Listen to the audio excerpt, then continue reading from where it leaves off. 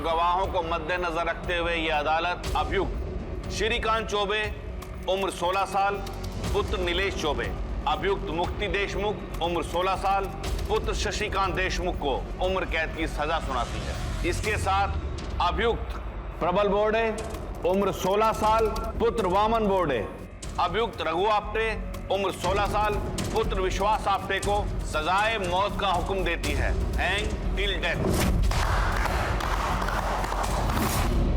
नमस्कार, आदाब। Crime petrol dial 100 के ब्लैक हेडलाइंस अध्याय के कल के एपिसोड के दूसरे और आखिरी भाग में आज आप सबका स्वागत है। कल हमने देखा कि महाराष्ट्र के मुंबई शहर में एक जघन्य अपराध को अंजाम दिया गया और अपराधी थे 16-17 साल के 4 बच्चे। कत्ल को बेनकाब करने और हत्यारों और अपराधियों तक पहुंचने में पुलिस पूरी तरह से कामयाब रही। एक सवाल जो अब भी अपना वजूद ढूंढ रहा था कि साधारण परिवार के ये साधारण बच्चे इस वहशियाना कत्ल की वारदात को क्यों और किन हालात में अंजाम देने के लिए विवश हुए। क्या ये बच्चे वाकई में आपराधिक मानसिकता के बच्चे थे या फिर किसी मजबूरी में इन्होंने एक कदम उठाया था या फिर इन्हें सजा देना पुलिस और कानून की एक गलती थी। हम इन्हीं सवालों की पड़ताल करेंगे आज के इस एपिसोड में कि जो दिख रहा है वही सच है या फिर वो सिर्फ सच का एक सिरा है। जिन हथियारों से तुमने वो मर्डर किए थे वो हमने बरामद कर लिया। अब बचने का, अपनी सजा कम करवाने का सिर्फ एक रास्ता है, अपना जुर्म कबूल कर लो। बोलो, क्यों मारा तुमने प्रबल की फैमिली को? क्या फायदा था तुम्हारा इसमें? अपने परिवार वालों को मारने के लिए प्रबल ने क्या डील की थी तुमसे? देखो, कम से कम 10 साल के लिए अंदर जाओगे और जो सरकारी गवाह बनेगा उसकी सजा माफ। लेकिन सरकारी गवाह कोई एक ही बन सकता है।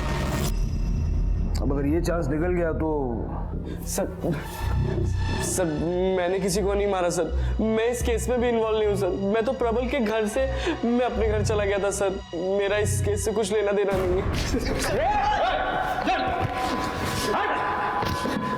तुम्हारी ये जो गुंडागर्दी है ना, 2 मिनट में तुम्हारी जेब में डाल दूंगा। 3 मर्डर किए, मामूली बात नहीं है। चुपचाप यहीं खड़ा रहो, समझे? कदम सब प्रबल को उठा।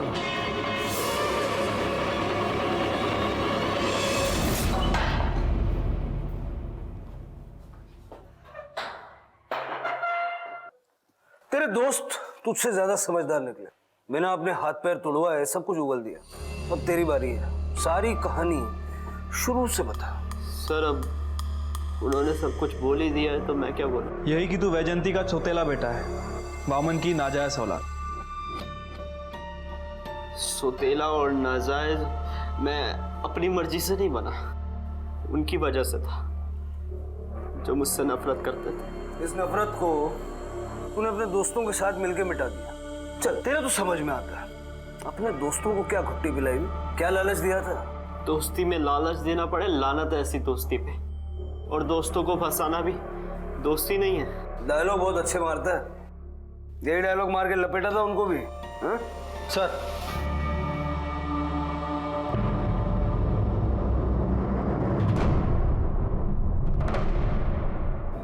May I come in, sir? आओ, बैठो। टिफिन लाई हो उसके लिए? जी। गुड। वैसे तुम्हारा और उसका रिश्ता क्या है? सर वो मेरा दोस्त है। दोस्त है या दोस्त से कुछ ज्यादा? तुम्हें पता है उसने क्या किया? मर्डर का चार्ज लगा है उस पर। सर आप उसके बारे में गलत समझ रहे हैं। प्रबल बहुत अच्छा लड़का है, बस सौतेला है ना सर, इसलिए उसकी माँ और उसका भाई उसे पसंद नहीं करते थे। तो जरूरी है कि जो कुछ उसने तुमसे कहा वो सब सच है? हो सकता है उसने झूठ बोला हो। सर अगर मैंने अपनी आंखों से नहीं देखा होता तो शायद मान लेती।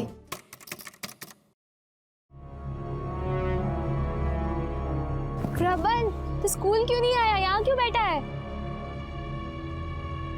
अरे प्रबल क्या हुआ? तो किसी प्रॉब्लम में है? क्या हुआ प्रबल, बोल ना। हाँ क्या हुआ? सर जब प्रबल ने मुझे बताया कि वो कैसे जला, मेरी तो रूह कांप गई। बाबा देखो ना, आई ने फिर से मेरे को पुराने संदीप बाबू के कपड़े दे दिए। संदीप बाबू को हाथ बांधे कपड़े। मुझे हर बात पुराने क्यों? क्योंकि तेरी शक्ल ही मनहूस है। अपने बड़े भाई के कपड़े पहनने में शर्म आती है तुझे? क्या खा रहे इन कपड़ों में? मेरे जैसे तो है। बाबा मुझे ही पुराने क्यों? नए कपड़े चाहिए तुझे? ये ले। उसका घाव देखकर तो मेरी आंखों में आंसू आ गए। अगर आप भी उसका घाव देखते ना सर, तो आप उसके बारे में कभी ऐसा नहीं सोचते।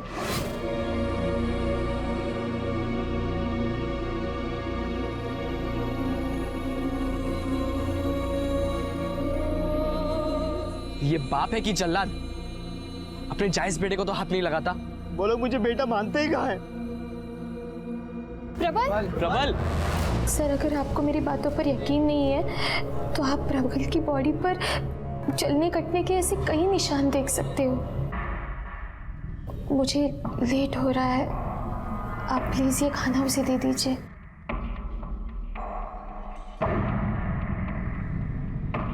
कदम, सर। ये टिफिन साइड में रख दो, उसे यहीं का खाना दो। Okay sir.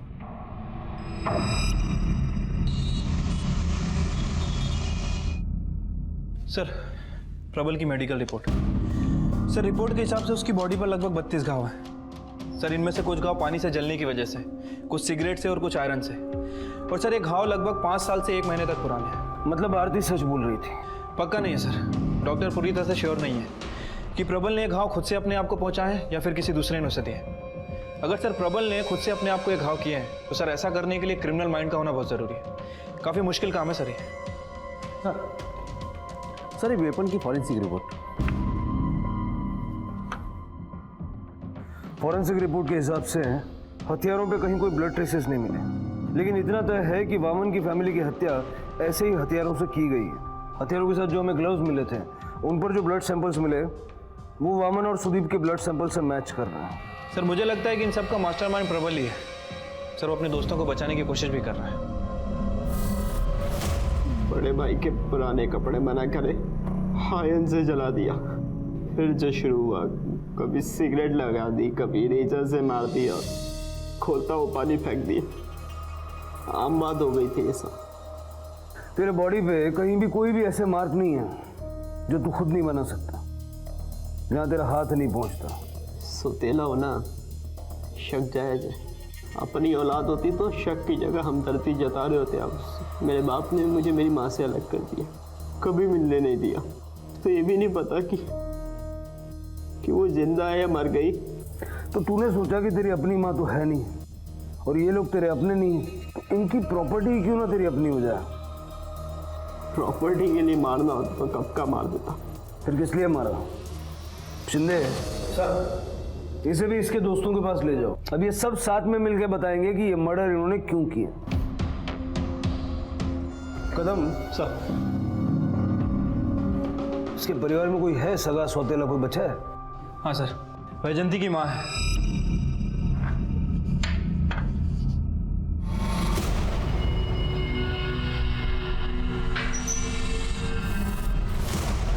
प्रबल झूठ बोल रहा है साहब।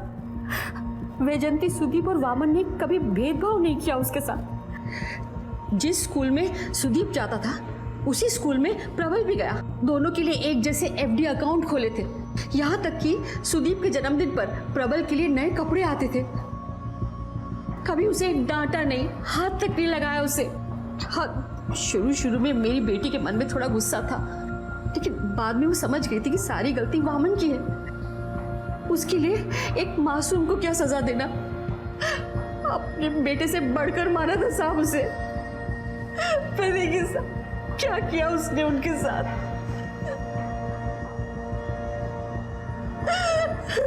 सब कुछ खत्म हो गया साहब। हम पूरी कोशिश करेंगे कि मुजरिम को कड़ी से कड़ी सजा हो।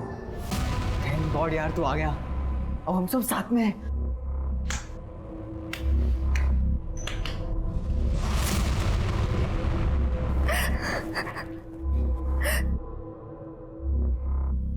कदम,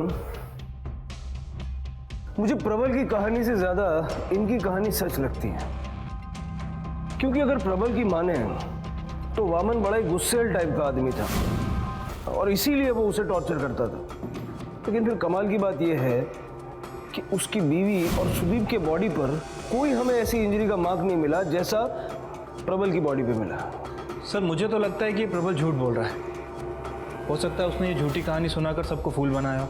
आखिरकार उसे दोस्तों की मदद जो लेनी थी, और सर दोस्तों की मदद लेने के लिए कोई ना कोई झूठी कहानी ज़रूर सुनानी पड़ती, और उस झूठी कहानी को सच साबित करने के लिए अपने आप को चोट पहुंचाई होगी। सर मुझे लगता है कि ये सब उसकी प्लानिंग का हिस्सा है। तुम सबसे ज्यादा समझदार तो वीरेन निकला, सरकारी गवाह बन गया। तुम सोच लो, दोस्ती में जो किया है वो अगर कबूल कर लेते हो तो सबका सजा कम हो जाए। प्रबल, हमने पता किया तुम्हारे माँ बाप भाई इनमें से कोई तुम्हें टॉर्चर नहीं करता। ये जो तुम्हारे शरीर पे जख्म के निशान हैं तुमने खुद अपने आप को दिए सिंपैथी पाने के लिए, और खास करके अपने इन दोस्तों को बेवकूफ बनाने के लिए। किसी ने तुम्हें पिटते हुए मार खाते हुए नहीं देखा, और ना ही किसी ने तुम्हारे घर वालों से तुम पर टॉर्चर होने की बात की। सर ये आप क्या बोल रहे हैं? अरे प्रबल, तू सच बता ना सर को। चुप क्यों है, बता ना। आपको भरोसा नहीं है सर, पर हमने वो जख्म देखे भी हैं और महसूस भी किए हैं। आज से नहीं, तब से जब ये 13 साल का था। ये तो सब झेल रहा था, बल्कि तंग आकर एक दिन अपनी जान देने की भी कोशिश की थी। पागल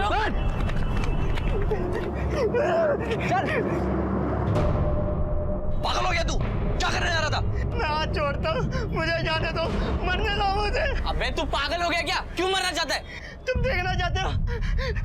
ये देखो।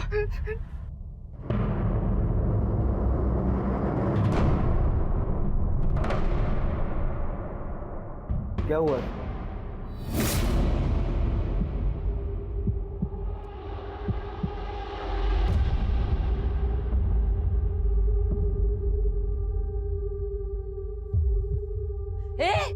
क्या कर के रहा है तू इधर?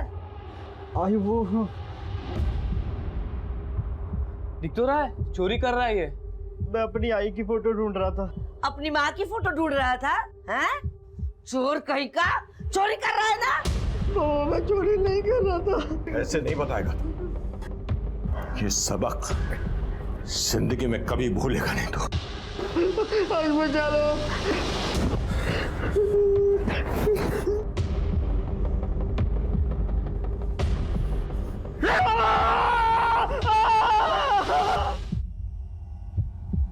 सर, उसके जख्म से खून बहते हुए हमने देखा था, और वो आखिरी जख्म था। उस दिन के बाद हमने प्लानिंग करके तैयारी शुरू कर दी।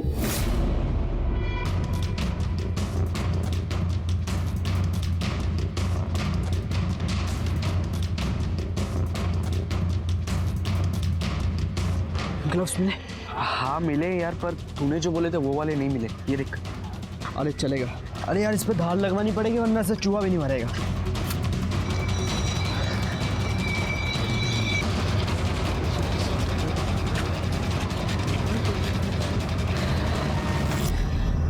चलो। अरे सुनो ना, हमें इस लफड़े में नहीं पड़ना चाहिए। उपाय करने के लिए मैं रेडी हूँ, पर ये तरीका गलत है। मैं इसमें तुम लोग का साथ नहीं दे सकता। मैं जा रहा हूँ भाई, ये ले ले तू। मैं जा रहा हूँ। देखा, कमीना गिरगिट की तरह रंग बदल लिया। कहीं से जाके बग दिया तो?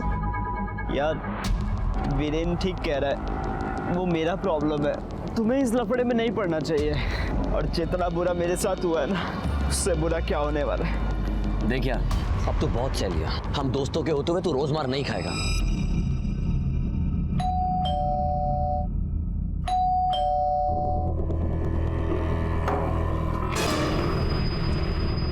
कहाँ आवारागर्दी करने गया था?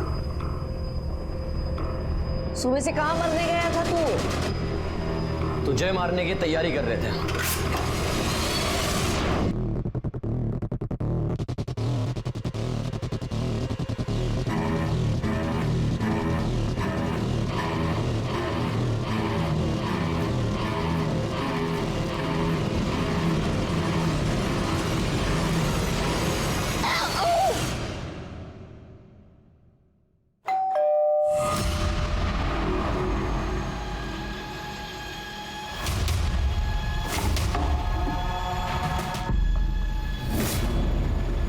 रुक।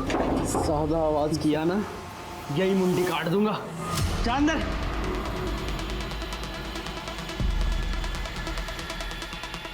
प्रबल, तेरे बाप को आने में अभी तक बहुत टाइम है। वो है उसके पहले इन दोनों का गेम बजा देते हैं। नहीं, एक एक करके एक साथ भेजेंगे इन्हें।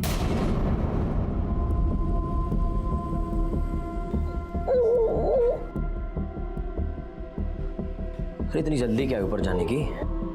तुम लोगों ने भी तो बहुत सेवा करी है प्रबल की। अब एक मौका हमें दो अपनी सेवा करने का। अरे रुको रुको, ये कुछ बोलना चाहती है। सुन तो ना क्या बोलना चाहती है। मैं इस औरत की आवाज भी नहीं सुनना चाहता। कान पक गए मेरे बचपन से इसकी गालियां, इसकी बद्दुआएं सुनते सुनते।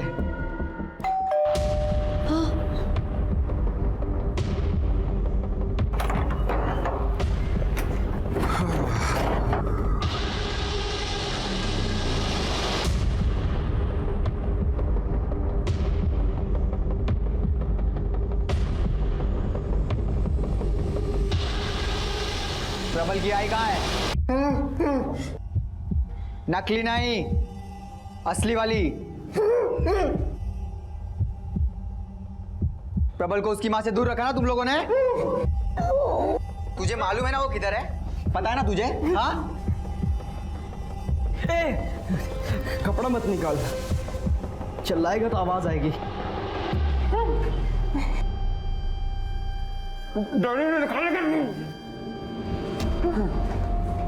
यही वो डंडा है ना? क्या प्रबल, इससे एक बार पूछना तो बनता है, किसने तेरे साथ ऐसा क्यों किया? मैं उन चीजों को भूलना चाहता हूँ, तू याद दिला रहा है। जब कुछ कहना सुनना नहीं है तो किस बात की इंतजार? अरे खत्म करो सालों। गला दबाकर मारते हैं इनको, खून भी नहीं बहेगा।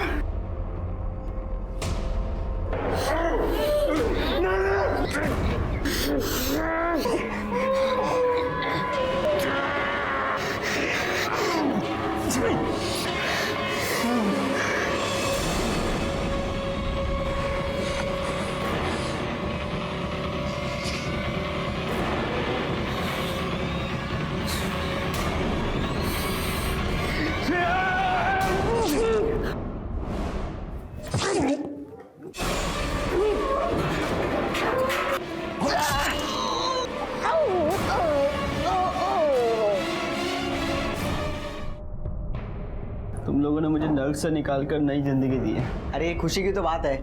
मिठाई बनती है कि नहीं? हाँ हाँ बनती है। अरे हाँ यार, अभी लाता हूँ।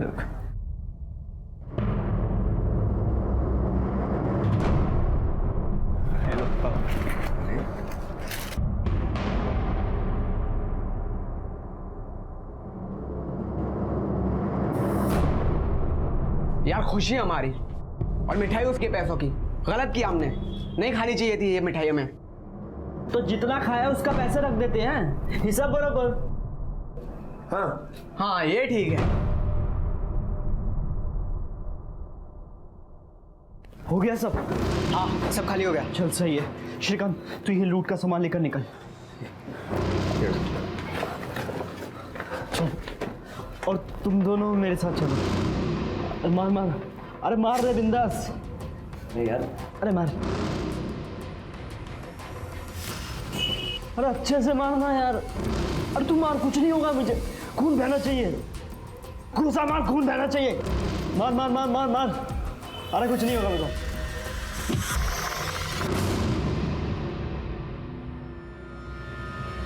और मार, और मार। वो लेकर आ, वो लेकर डंडे से मार, और डंडे से मार मार। और खून बहना चाहिए, अच्छे से मार। अरे मार, अरे मार यार।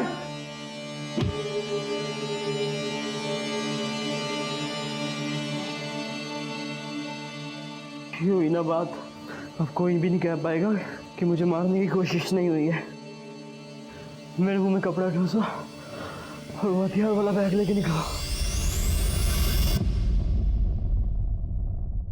इन चारों की उम्र बेशक कच्ची थी, लेकिन गुनाह को अंजाम देने का तरीका सधा हुआ था, इतना कि पुलिस भी हैरान थी। 1994 में हुआ यह अपराध सुर्खियों में था, हर किसी की जुबान पर था, जिसे देखो इसी की चर्चा कर रहा था। और यह चर्चा अगले पड़ाव पर तब पहुंची जब 1997 में इसे रेयरेस्ट ऑफ रेयर मानते हुए अदालत ने रघु और प्रबल को मौत की सजा सुनाई और श्रीकांत और मुक्ति को उम्र कैद की। यह अपने आप में एक मिसाल थी, क्योंकि इससे पहले इस उम्र के बच्चों को कभी मौत की सजा नहीं दी गई थी, बल्कि इस उम्र के बच्चों के प्रति अदालत नरमी का रवैया रखती है, लेकिन इस केस में सख्ती बरती गई थी। तमाम सबूतों और गवाहों को मद्देनजर रखते हुए यह अदालत अभियुक्त श्रीकांत चौबे उम्र 16 साल पुत्र नीलेश चौबे, अभियुक्त मुक्ति देशमुख उम्र 16 साल पुत्र शशिकांत देशमुख को आईपीसी की धारा 393 और 307 के तहत दोषी पाती है और उम्र कैद की सजा सुनाती है। इसके साथ अभियुक्त प्रबल बोर्डे उम्र 16 साल पुत्र वामन बोर्डे, अभियुक्त रघु आप्टे उम्र 16 साल पुत्र विश्वास आप्टे को हत्या की साजिश, चोरी और सबूतों का नष्ट करने का दोषी पाती है और आईपीसी की धारा 302, 120 बी और 393 के तहत सजाए मौत का हुक्म देती है, हैंग टिल डेथ।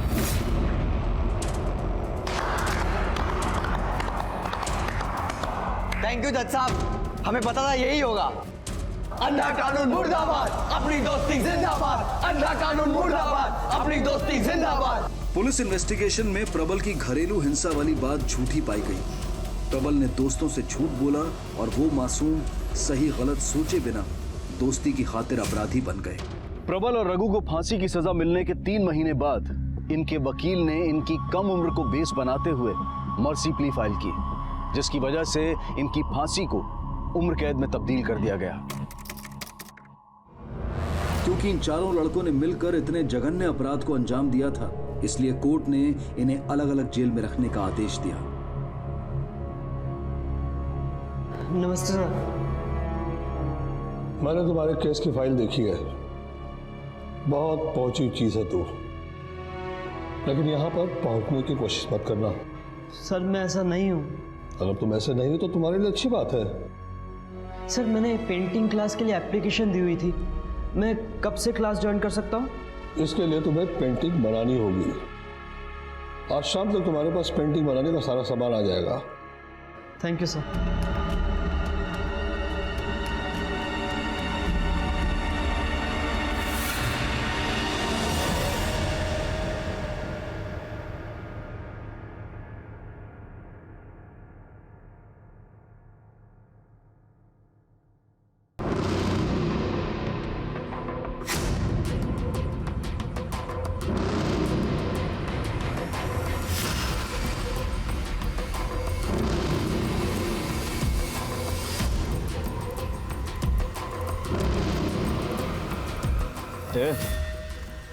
नया है क्या तू? चाल डालते एकदम कबला लग रहा है। यार सारे कैदियों में से जेल का डॉन कौन है? वो दिखा, वही चे, सारा इलीगल काम उसी के अंदर चलता है।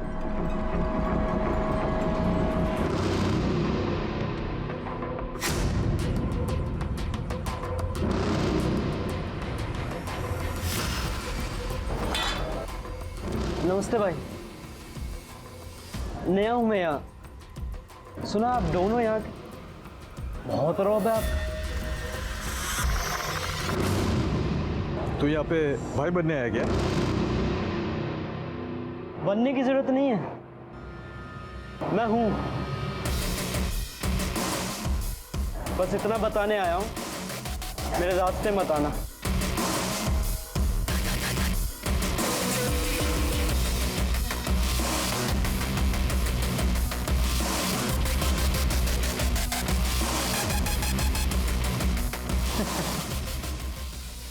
बड़े दिनों बाद में कोई कौला आया है, मजा आएगा। हाँ, उसकी चाल तो देखो, बड़ी मस्त है। इसका हाल चाल लेना पड़ेगा।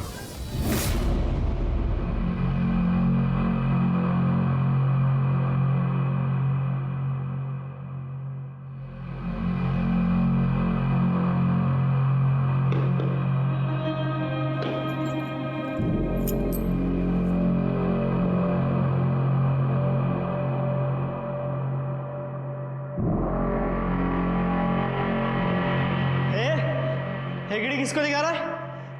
चल जाके सो जा।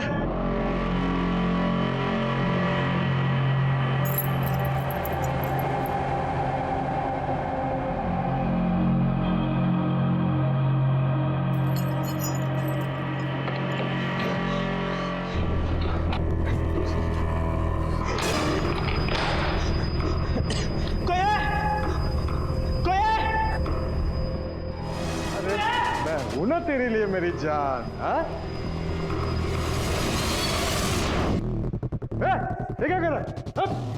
छोड़ मुझे, छोड़ मुझे, पागल, छोड़ मुझे, छोड़ मुझे, छोड़ मुझे, छोड़ मुझे, छोड़ मुझे, छोड़ मुझे, छोड़ मुझे, छोड़ मुझे, छोड़ मुझे।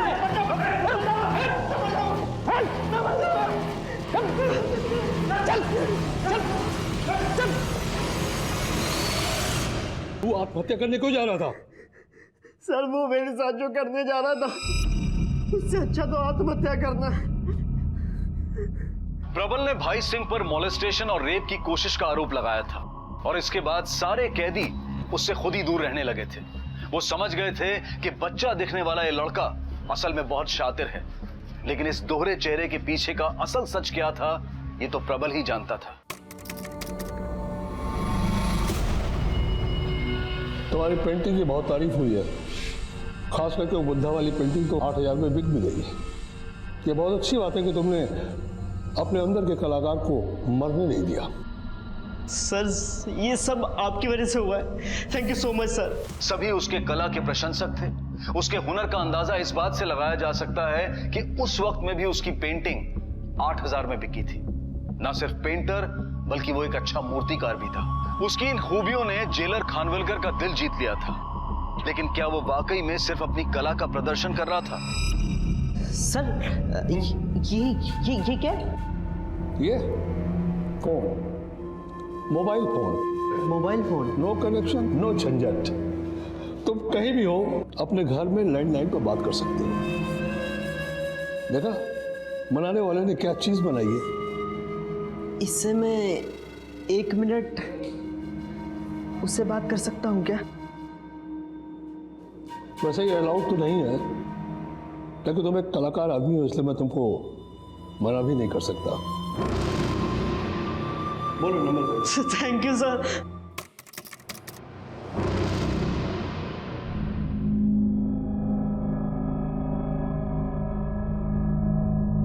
घर वाले जबरदस्ती शादी करना चाहते हैं।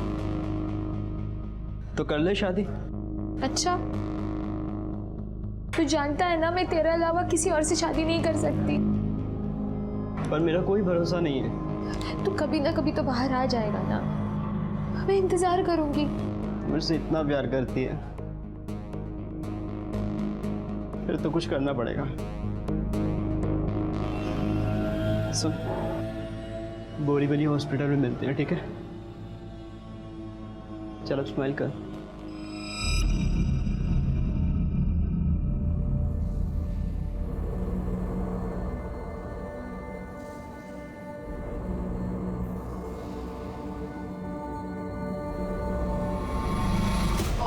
क्या हुआ है?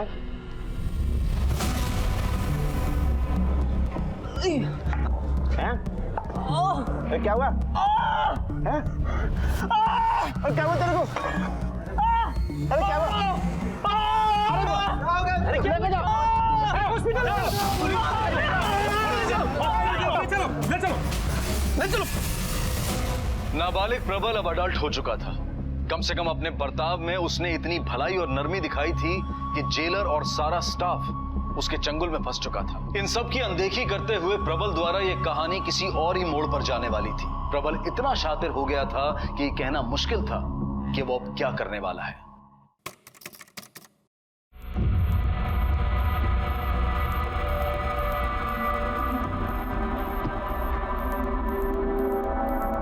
अरे बाबा रहने दे, अगर डॉक्टर ने देख लिया ना तो कंप्लेन कर देगा कि कहाँ तेरा किडनी का इलाज चल रहा था और तू मेरी सेवा कर रहा है। रहने दे। यही तो दिक्कत है सर, कोई आपको समझता ही नहीं है। घर वाले ड्यूटी की वजह से नाराज और पब्लिक ड्यूटी सही से नहीं करते, इस बात से नाराज। इतना ही बहुत बड़ी बात है कि तू हमारे दुख को तो समझा। पर एक बात तो है, अरे क्या मालिश किया है तूने, एकदम आराम लग रहा है। सर आप अगर कहो तो दिमाग की तरावट का भी इंतजाम करवा दो।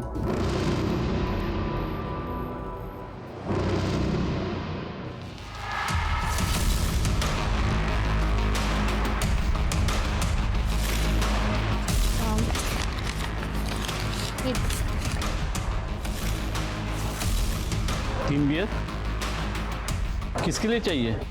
वो बाबा के लिए चाहिए, वो तूने ही लिख के दिया है।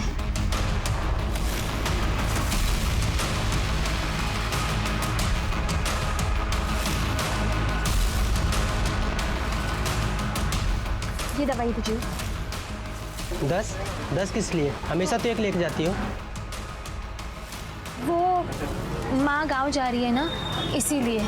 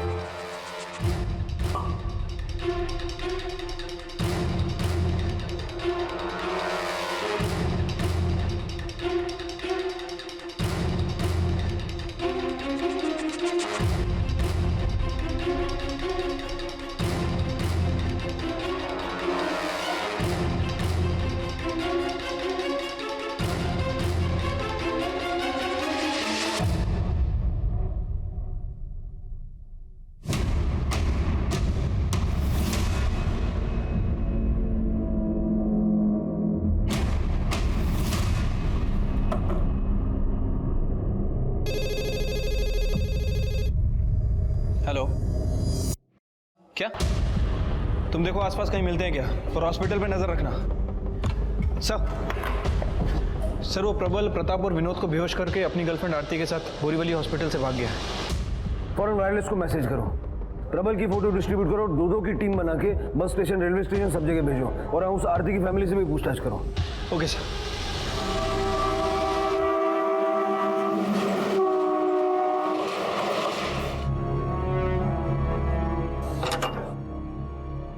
आ गया तू? मैसेज मिला तेरा इंतजार कर रहा था। आजा अंदर आजा। क्या रे, तू तो अकेला आने वाला था ना? यार तू हम लोगों का बचपन का फ्रेंड है, और ऐसा तो है नहीं कि तू आरती को जानता नहीं है। मैं ज्यादा दिन नहीं रहूंगा यहाँ। ठीक है। पता ही नहीं चला सर कब चली गई, सारी शादी की तैयारी हो गई। फिलहाल हमें इतना पता है कि जिसके साथ वो भागी है वो एक शातिर क्रिमिनल है। कदम सर, इनसे आरती की फोटो ले लो, और महाराष्ट्र के सारे पुलिस स्टेशन में आरती और प्रबल दोनों की फोटो सर्कुलेट कर दो। अपने खबरियों को अलर्ट करो, और bus station, railway station, airport सब जगह इनकी फोटो लो।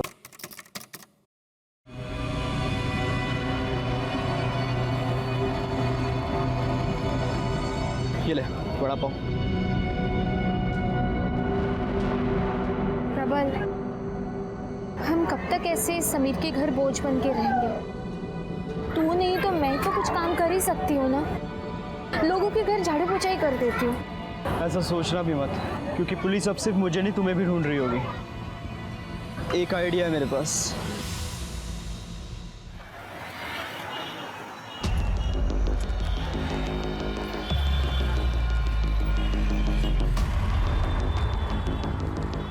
भैया, आपकी गाड़ी का पीछे वाला टायर पंक्चर है। ये पंक्चर है?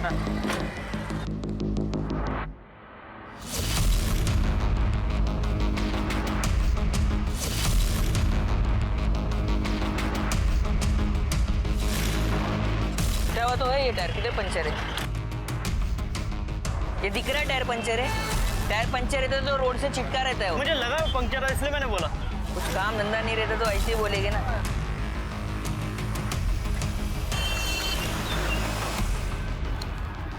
काम हो गया? मेरी हिम्मत ही नहीं हुई चोरी करने की। हिम्मत नहीं मतलब? तुम्हें क्या लगता है तुम्हें अच्छा काम मिलने वाला है?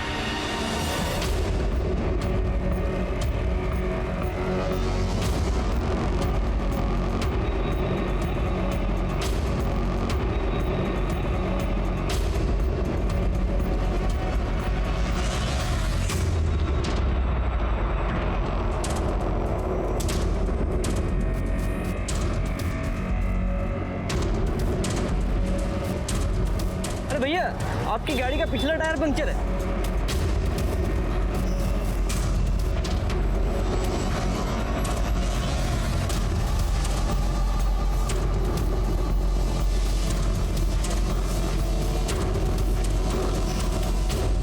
कहाँ पंचर है? पंक्चर है? अरे नहीं है पंचर। अरे मुझे लगा। सॉरी भैया। देखा, ये हुई ना बात।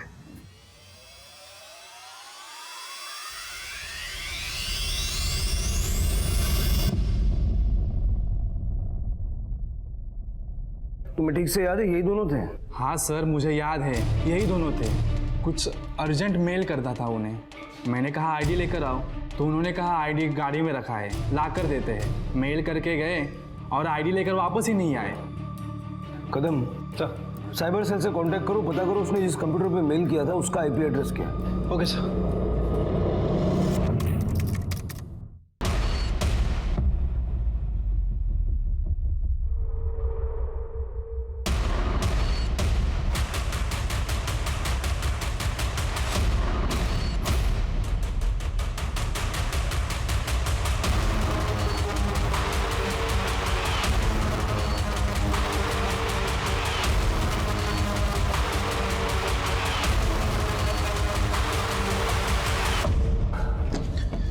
सर, प्रबल ने जिस कंप्यूटर से मेल किया था उसका आईपी एड्रेस टेस्ट हो गया है। सर, नागपुर के किसी समीर कुलकर्णी का है। सनौ ने हमारी एक टीम यहाँ लगा के रखो, आज नहीं। पकड़ो से,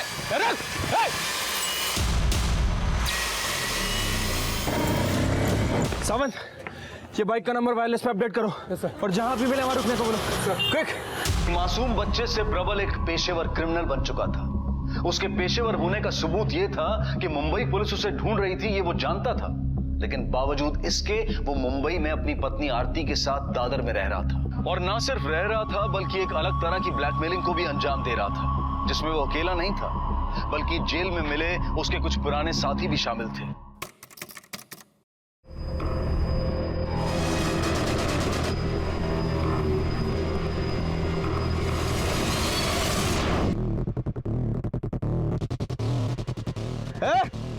क्या कर रहे हो? खड़ो, धड़क सालों को। इधर आओ। इधर आओ। चलो यार, आओ, लाइन में आओ, लाइन में आओ, यहाँ आओ सारे। घर वाले सोच रहे होंगे कि बच्चे स्कूल में गए हैं और तुम ये कांड कर रहे हो। हम कुछ भी करें, आपको क्या? आप कौन होते हैं हमको बोलने वाले? ए शाणे, इंस्पेक्टर अजीत कदम। कांस्टेबल अर्चना शिंदे। सर। सुनो, इन सब की फोटो लो, रजिस्टर पे नाम एड्रेस लो, इनका आईडी लो सबकी। इनके घर वालों को इन्फॉर्म करो। समझाइए मैम। तब तक मैं पुलिस स्टेशन से पुलिस वैन मंगवाता हूँ। Sir please sir. Ma'am please. नाम बताओ अपना। Ma'am please.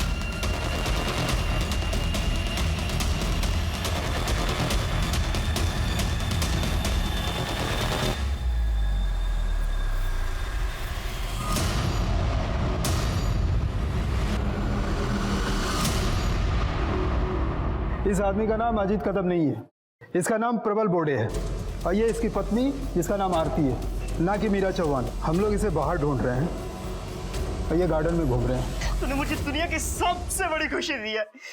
चल मुंह मीठा कर। मुंह खोल। हम इस बच्चे को देंगे क्या? एक चोर की जिंदगी, वो भी हमारी तरह सबसे छिपता फिरेगा।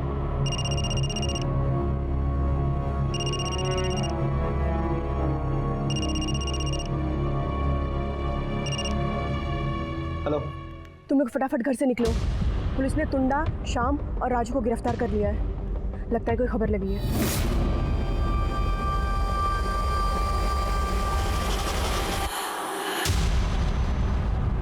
पुलिस प्रबल तक पहुंचती, लेकिन प्रबल हर बार बचकर निकल जाता। एक पेशेवर क्रिमिनल की तरह आए दिन मानो उसे नए नए अपराधों को अंजाम देने की आदत पड़ गई थी। जगह के साथ साथ वो अपना नाम और अपनी पहचान भी बदल लेता था ताकि पुलिस उस तक पहुंच ना पाए। और इसी बीच प्रबल ने एक और बड़ी घटना को अंजाम दिया था।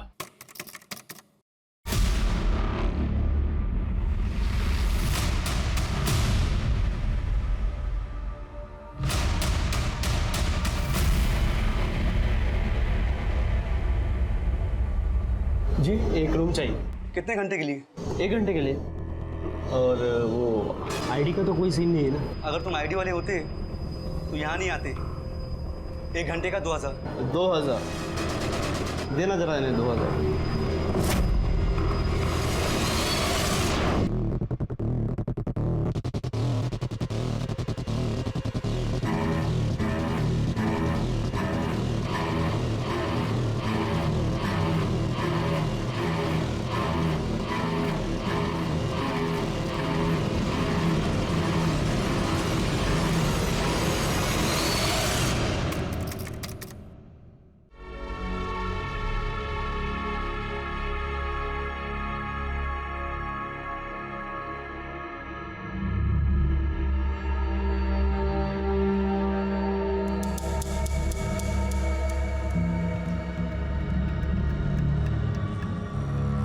आराम से।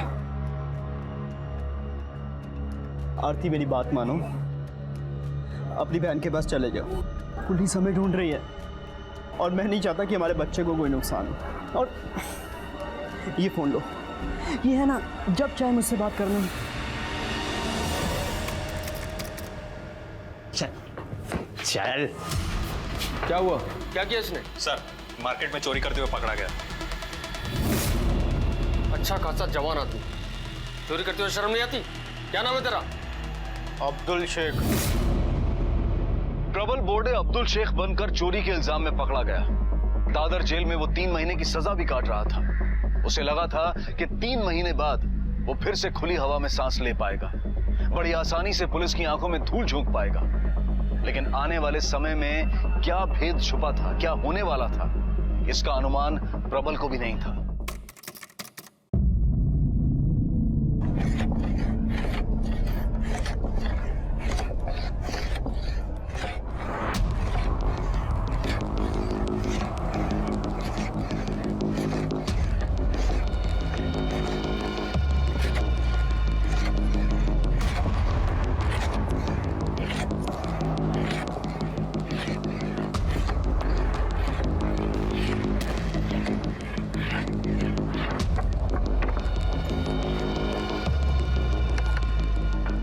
चोरी की सजा काट रहा है? क्या नाम है तेरा?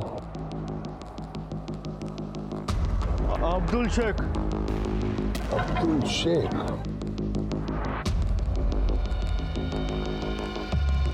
सच में बहुत बड़ा कलाकार निकला, लेकिन इतना बड़ा भी कलाकार नहीं है। मैं तुझे अच्छी तरह से पहचानता हूं। तो अब्दुल शेख नहीं बल्कि प्रबल बोर्डे है। सन 2000 से पहले तक 16 साल से कम उम्र के बच्चे जुवेनाइल लॉ के तहत आते थे, लेकिन सन 2000 में भारत सरकार ने जुवेनाइल लॉ में बदलाव करके इसकी उम्र 2 साल से बढ़ाकर 16 से 18 कर दी। प्रबल और उसके दोस्तों के वकील ने इस नए कानून के आधार पर हाई कोर्ट में सजा कम करने की अपील की, जिसके बाद 2010 में कोर्ट ने सभी को बरी कर दिया। लेकिन प्रबल की आपराधिक मानसिकता और व्यवहार नहीं बदला और 2011 में उसे फिर से अरेस्ट किया गया। फिलहाल वो जेल में अपनी सजा काट रहा है। आज जुवेनाइल क्राइम देश के सामने एक बड़ी समस्या है। कई बार ऐसे केसेस देखे गए हैं जहां छोटी उम्र के लड़के लड़कियों ने बेहद निर्हंस और जघन्य अपराधों को अंजाम दिया है। इसी बात को मद्देनजर रखते हुए इंडियन पार्लियामेंट ने सन 2015 में जुवेनाइल जस्टिस एक्ट 2000 में बदलाव करते हुए जुवेनाइल जस्टिस एक्ट 2015 पास किया, जिसमें अपराध की तीव्रता को मापदंड मानते हुए 16 से 18 साल की उम्र के युवाओं जिन्होंने जघन्य अपराध किए हैं उन्हें अडल्ट मानकर ट्रायल किया जाए। सभी माता पिताओं से हमारा यह अनुरोध है कि वो अपने बच्चों के मन की बात को जानने की कोशिश करें, अपनी जिंदगी के फैसले उन पर थोपे ना, उनके लिए आदर्श बने, उन्हें रिश्तों का सही मतलब समझाएं। अब मैं अनूप सोनी आपसे विदा लेता हूं, फिर मुलाकात होगी अगले एपिसोड में एक और चौंका देने वाले केस के साथ। तब तक अपना और अपने परिवार का ख्याल रखें और देखते रहें क्राइम पेट्रोल डायल 100। सबक एक को सीख हम सबको। जय हिंद।